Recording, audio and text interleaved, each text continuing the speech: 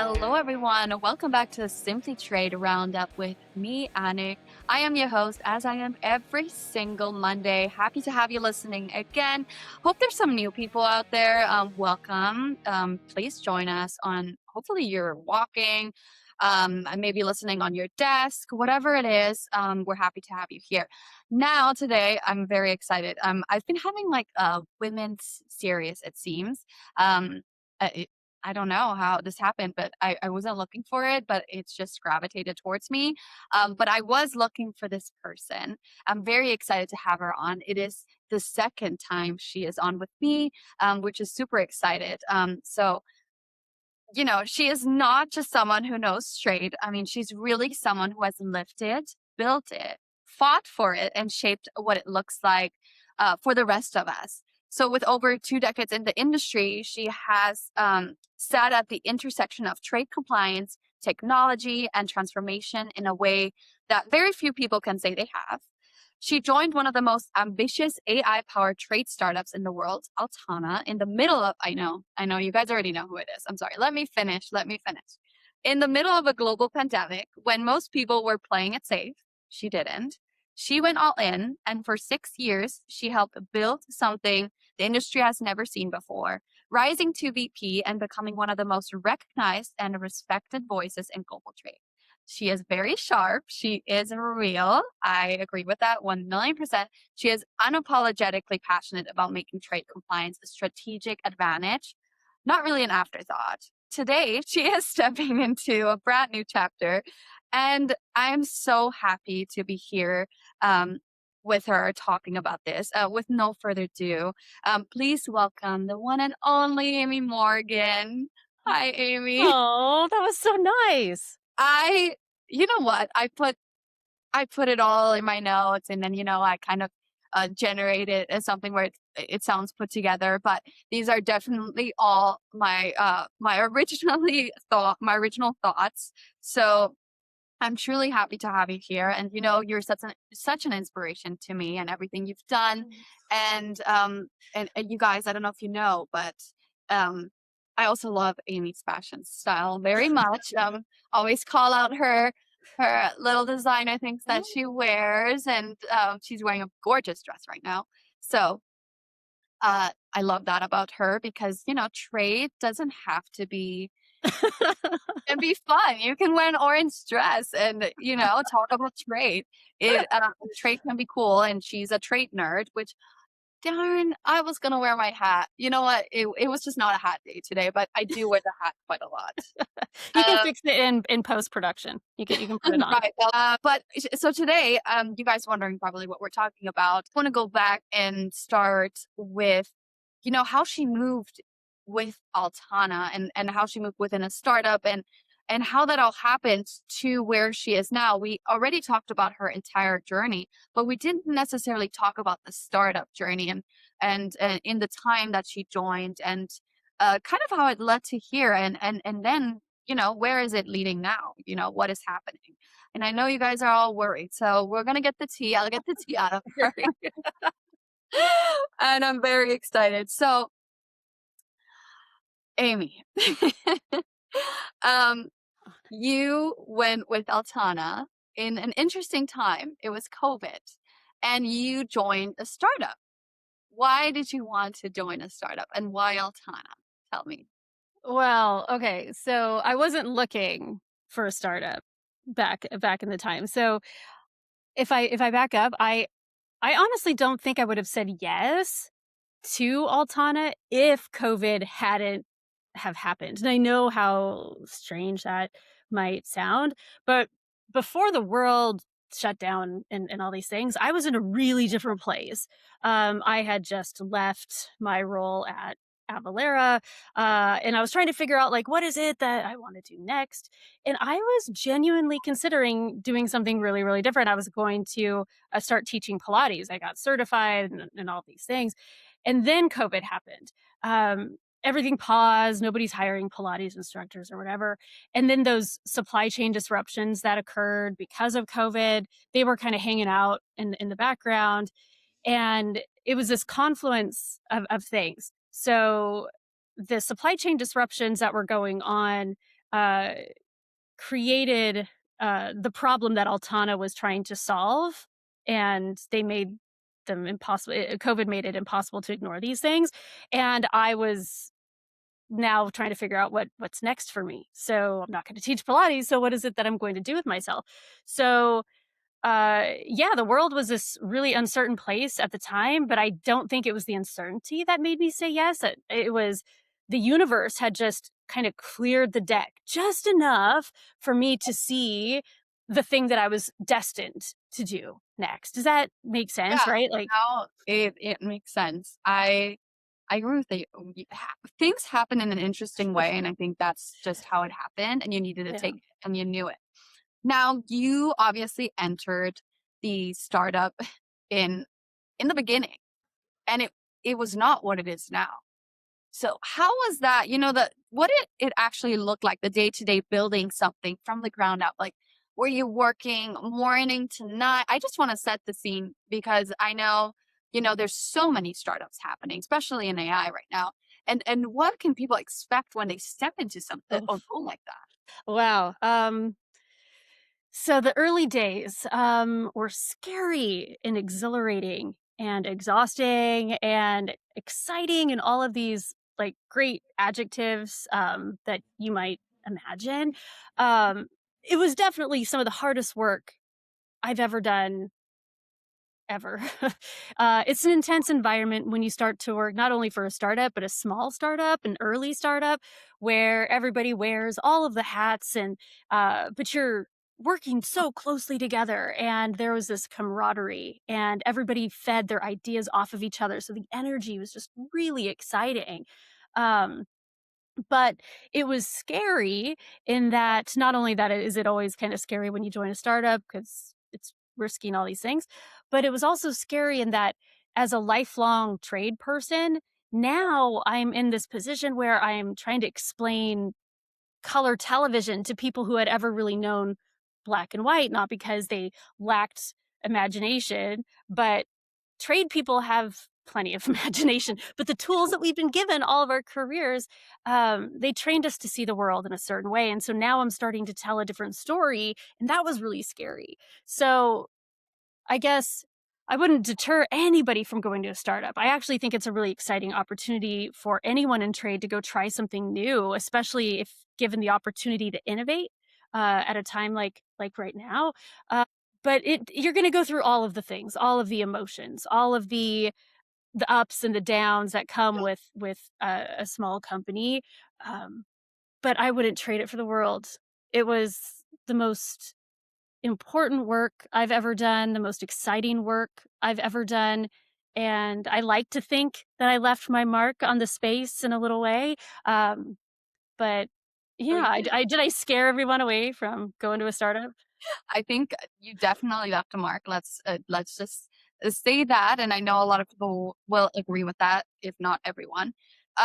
Now, when did you actually think like, oh wow, we're doing this? Like this is actually something because I know you well, if you're going into a startup, you obviously want to think that you believe in the product and you do all of those things, but it was so scary. But what were like the highs? Did you have certain highs in the beginning where you're like, oh my God, I could do this forever?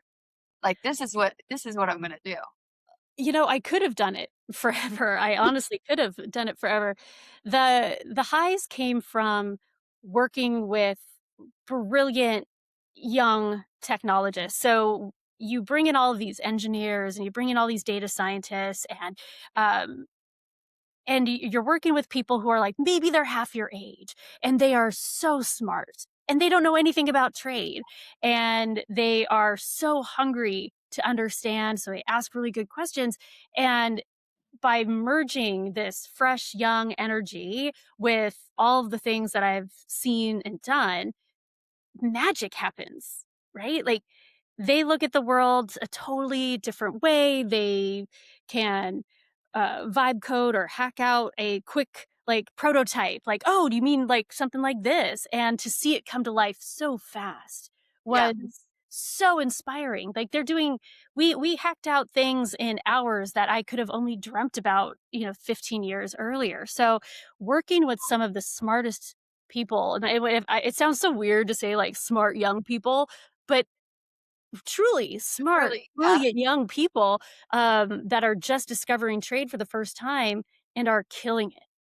yeah. And those I mean, those moments, like, there's great moments when you're on a stage and you're presenting this whole new idea to people and you see those light bulbs go off. Mhm. Um, I live for those moments. I love those moments. But it was really the working with the people, the technologists, on the inside of the company to create whole new ways of thinking about trade, which was the most exciting for me. Yeah, and while I mean, we're talking about highs, lows, I would say that COVID obviously was a low for, the entire world, but in a sense, there is a lot of productivity behind that for companies because they have to figure out new ways and they have to, innovate a little bit, which you talked about. Innovation is just one of the primary things that keeps people going. What kind of lows did you experience, starting, was it COVID? Was it, just figuring out what is right for the industry, or what was your perspective of a low when you started? I'm trying to think, like, it wasn't that it was a low, like, there's always Yeah, gonna be low moments, like, "Oh, damn," right? Like, "Oh, we didn't hit our number," or "We missed this great yeah, opportunity," or "We lost this great deal." I don't think I consider those lows, those are all just part of the experience of building something new. I think the hardest part for me was promoting a vision before the market really had language for it. So in those early days, I was new to talking about AI. I was new to talking about things like value chains and all this like knowledge graph, this technical terminology, right? And but once I got inside the company and I understood what it was that Altana was doing, I could feel where trade needed to go and how Altana could help it. I could feel that companies needed that deeper visibility. They needed better intelligence. They needed to be more proactive when it came to their compliance. And remember, those early days, that was before forced labor. That was before carbon border adjustment mechanisms. That was before tariffs and origin scrutiny and all these things. So right. there were moments in those early days when I wondered, are we just too far out ahead of everybody? Is this message even going to land? And it felt kind of lonely, really. Like, Well, you guys were there, the company that really changed the entire industry, so it right? must be lonely. So it's interesting that you even share that. That's the hardest part. I didn't even think about it, but that must Well, be because you have to convince people. so in those early days, I don't like to say convince because I don't like to think that I've convinced anybody. What I like to, the way I frame it, the way I think about it is I just needed to one, I needed to evangelize this new idea, but Yeah, it's educating. It's just creating awareness across our industry that there are new tech, uh, trade tech solutions that can help solve very real problems. It just requires that they think about them in a different way. I will say one other thing about like the hard times, um, and that was like more internal though, is this very, very real experience of being a veteran trade person inside an AI startup. So, like I said before, I was surrounded by all these really brilliant technologists, but I had to learn their language just as much as they had to learn the trade language. So that was sometimes get complicated, right? As you're trying to like understand each other. Um, and then, yeah, I think those are the hardest things. I yeah, wouldn't necessarily call them lows, but I would definitely like bucket them as like difficult yeah. things to work through. I love how you framed it. I think you learn within time, and Yeah. you said it so well. Um, I'm taking notes internally, and and I will definitely listen to this again just so I can internalize this. Now, you just mentioned that being a veteran within the space of these newcomers, mostly like some of these people, they've never been in trade and they just want to innovate the space with their tech background, right? So did your perspective of trade compliance evolve over those 6 years within, your role? Or just change, or maybe your perspective changed? It did. So you're really asking how I've changed, Yeah? but Yeah. I think I'll frame it a little bit differently. So even before Altana, I always believed, like most trade people, that trade compliance is a strategic function. We always knew it, even if we weren't really treated that way. Uh, but and so walking into Altana, I already had that, like, yes, trade people are definitely strategic. They're just not in a position to be strategic. But at Altana, because of the things that I did, that I saw, the companies I talked to, the tech that I helped build, like, I actually saw that it could be. Trade can be strategic. The tools exist, the tech exists. And so it completely changed the way that I saw the trade world, the compliance space. Um, and so that is like kind of how I changed. I can't go back to the old the manual traditional way of managing trade compliance because I know too much now. I know what it could look like and all these things.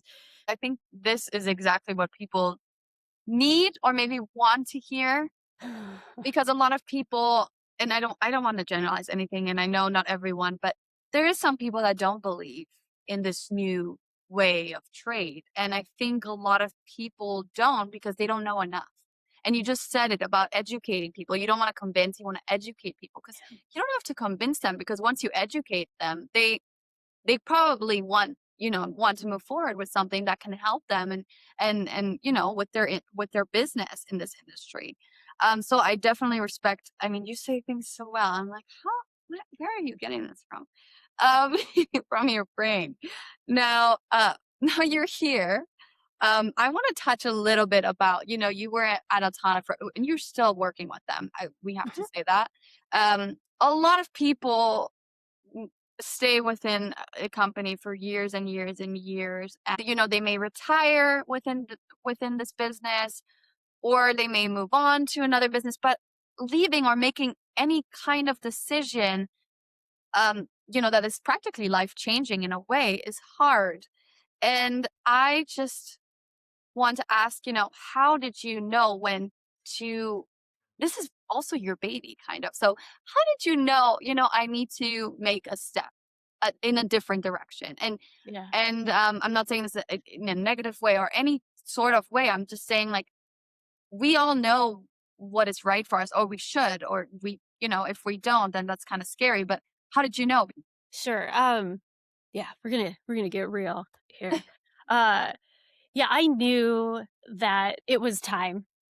When I started to feel like I was completing sentences instead of starting them, if that lands. I can't That's kind of like one of the best ways I can describe it. There was no big dramatic moment. I love Altana. It's been the greatest privilege of my career to help build and champion this vision for elevating trade compliance and using technology that enables companies to, make better trade decisions that are more compliant, that are better for business, the planet, humanity, all these things.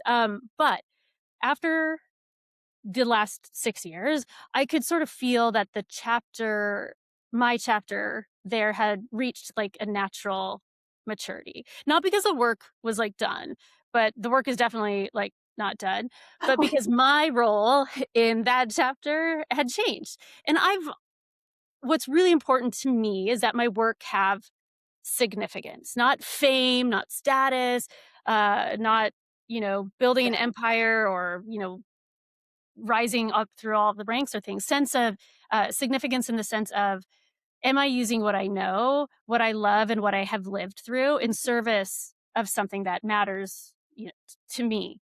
And I started to feel like the next version of me, of that work, needed more space. So I wanted room to finish my book. I wanted to create space for doing more teaching and speaking, advising, mentoring people, and community building, and exploring the history and the humanity of trade in a deeper way. So all of these really geeky but very Amy things that I just wanted room to do. And I felt like my chapter at Altana had kind of come to an end, and this was a really good time for me to reconnect with what I love about trade in a different way. So I didn't leave Altana because I was done with global trade. It was actually the opposite. I left because I'm not done with it. Um, so Yeah. hard decision to make, but the right one for me. Right. I no, and I think a lot of people will take lots away from that. So the trade community also, they've known you so long in the industry, and again, you're saying I don't want to be, reaching fame or nothing like that. It's your significance, like what you have left, or not. I don't want to say left behind because you're still here, but how much you've done and how much you've learned and how much your changes. Because you did say you came from a very calm space in trade and jumped into this full on new AI tech sort of situation and had to give the industry something completely new. And so what do you want the trade community to take away from your Altana chapter? Because Mm. I know you're still as an advisor, but what would you like the trade community to take away from that? Oh, so what do I want the trade community to take away from my experience? Yeah. That's a really interesting question. So I hope that my Altana experience helps the trade community maybe see itself differently. Um, I think a lot of trade professionals have felt the ground, shift under their feet for the last few years, and their work is getting more complicated. They're getting more visibility within their companies. They're more connected to business strategies. But we haven't, like I said earlier, we haven't always had that language to explain what was happening or how we could be involved or how we could be inserted into our companies to be more strategic. But at Altana, I got to help put language around that evolution. We could put language to the technology that can help support companies becoming more strategic. And I got to say to the community, you aren't just managing a transaction at a time. You're not just managing customs declarations. You're not just doing classifications or record keeping or auditing. All these things obviously matter, but they're not the whole story anymore. Your experience now sits at that intersection of tariffs and forced labor, sourcing, sanctions, resilience, security, AI, all of this stuff. And that is a much bigger role than the one most of us inherited. So I hope that the work that I have done and will continue to do will help make that bigger role feel real, like achievable, accessible, that it's not just science fiction or like a dream. Like, oh, wouldn't it be nice if we could do X? Like, you can actually do X Yeah. now. Um, and so, because I came from this community, I definitely understand the skepticism, and I know how exhausting it can be when the business doesn't understand what you do until something goes wrong. So, uh, I don't want the message to be like technology's here, guys. So like get out of the way, just give in. It's here whether you like it or not. That's not what I'm saying. The message is your judgment matters more than ever. But the world around our function is changing the work that we do, and we have to evolve with it. And you don't have to do it alone. It's not a wouldn't it be nice if situation. It's actually possible. And there are really good technologies that can help support you in that evolution. So I guess I would want trade folks to take that away. Um, Greatly said once again. Thank you.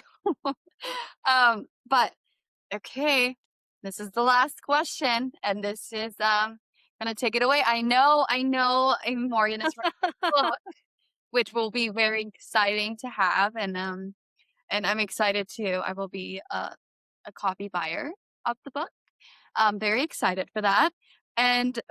But finally, what is Amy Morgan building toward now? Like, what are you doing? I know you're doing you should share what you've already done, because I asked her offline, are you taking a break? No.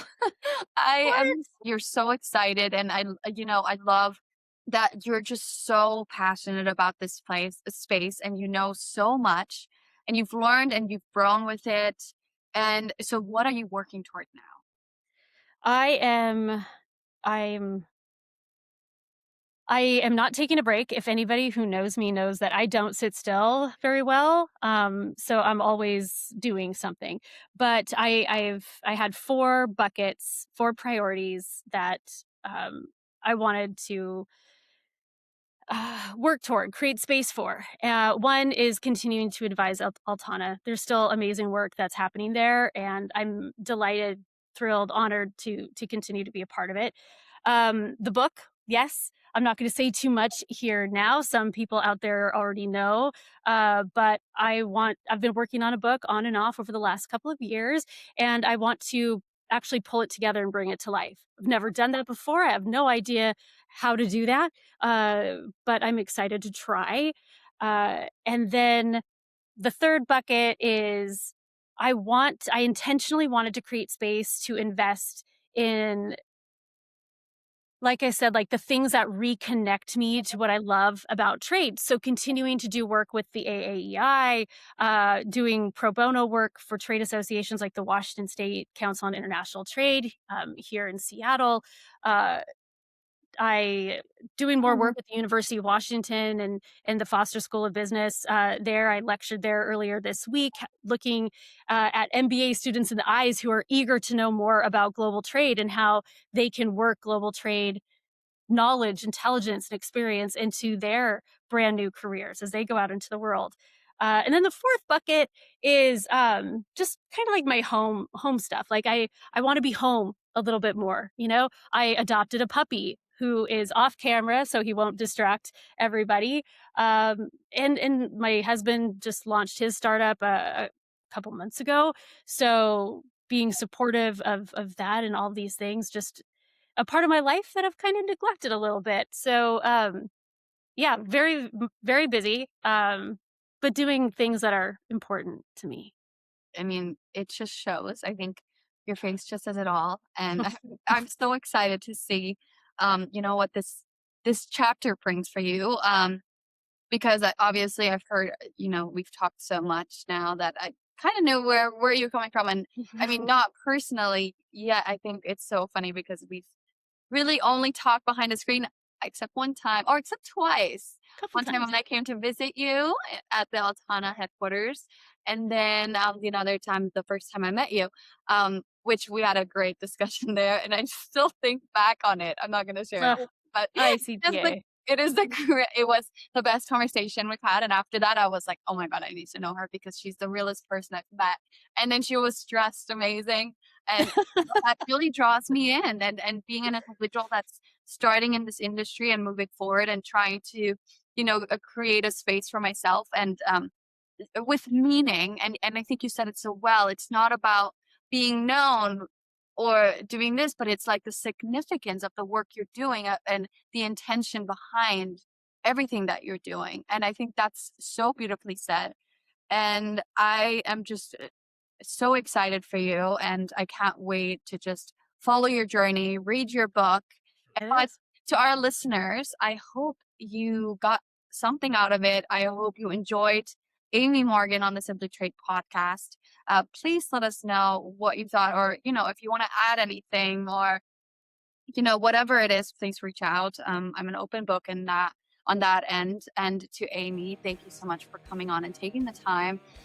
It's seriously always great. And I leave so inspired and just excited. And I mean, it's amazing. I'm like, well, how can I get there? And I think anyone wonders that. Anyone is trying to create something meaningful in their lives. And you are kind of a blueprint on that end. So I want to thank you. And to our listeners, I'll be back next Monday. And I hope you enjoyed this episode. So thank you so much. And I hope you have a great week. Thank you, Amy. Thank you.